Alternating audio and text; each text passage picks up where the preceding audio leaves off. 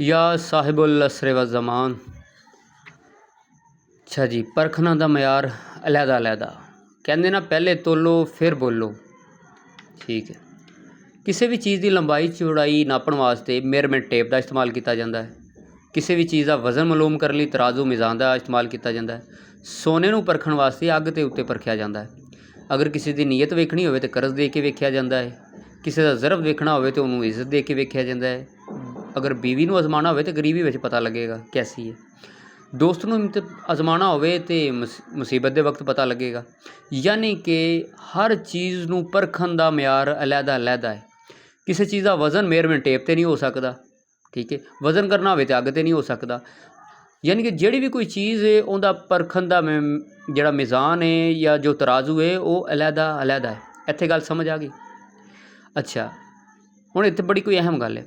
अगर कोई साडे सामने आए तो असी कोई भी गल होवे, किसी दीनी होवे दुनियावी हो, अगर साडे सामने वो गल आवे, उस गल नूं किवें परखना है? किहड़ा कंडा ऐसा है, किहड़ा तराजू ऐसा है जिंदे तो तोलिया जाएगा? कि अग दे उत्ते तोलोगे उन्होंने या मेयरमेंट टेप ना उस गल नूं जजमेंट करोगे? नहीं ना, कोई तो तराजू होएगा ना उस गल नूं तोलन वाला। तो जे रह गई गल दिल दी कि मेरा दिल कह रहा है कि गल सही है, तो दिल की गारंटी नहीं होंदी। क्योंकि इंसान नूं धोखा भी मिलता है तो कदी कदी पछतावा भी होंदा है। धोखा उदों मिलता है जो चीज़ नूं चंगा समझदा है कि फलां दोस्त बड़ा चंगा है, तो साथ छड़ जाता है। बाद चों पता लगता नहीं मैं गलत सा, पता लगा दिल उदों गलत सी। पछतावा उदों होंदा है कि दिल उहदा कह रहा होंदा कि चीज़ सही नहीं। बाद चों किते वक्त गुजरदा वो समझदा नहीं यार, हाँ यार वाकई वो चीज़ सही सी, मैं गलत किया है, तो पछतावा हो गया। पता लगा दिल की कोई गारंटी, दिल कदी सही भी होंदा है, दिल कदी सही नहीं भी होंदा।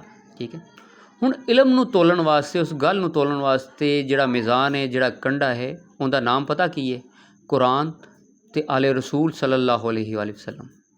यह तराजू है, जिहड़ी कोई भी गल तुहाडे सामने आवे तो इस मिज़ान ते इस कंडे ते तोलनी उस गल नूं। अगर इन्हां दे मुताबक वो गल सूट ना करदी होवे, इन्हां दे मुताबक गल ना आ रही होवे, वो गल झूठी है, वो गल फ्रॉड है, वो गलत है। गल समझ आ गई?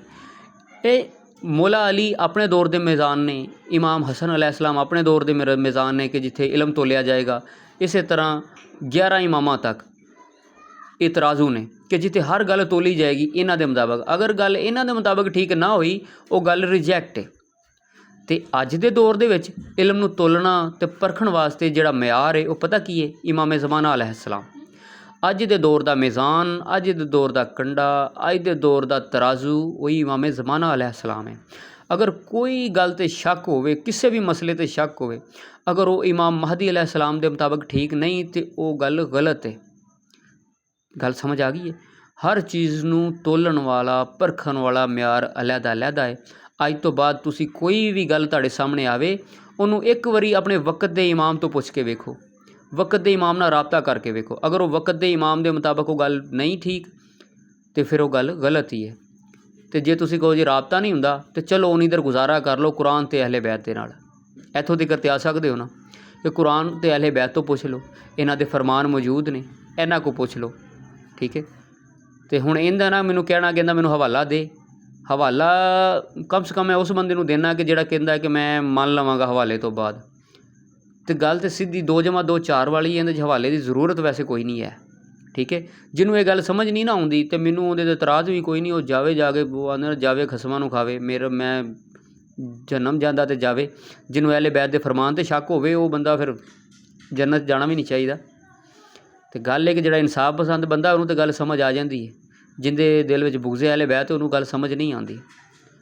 तो गल फिर उही है मेरी, हुब्बे अली रहमतुल्लाह, बुगज़े अली लानतुल्लाह।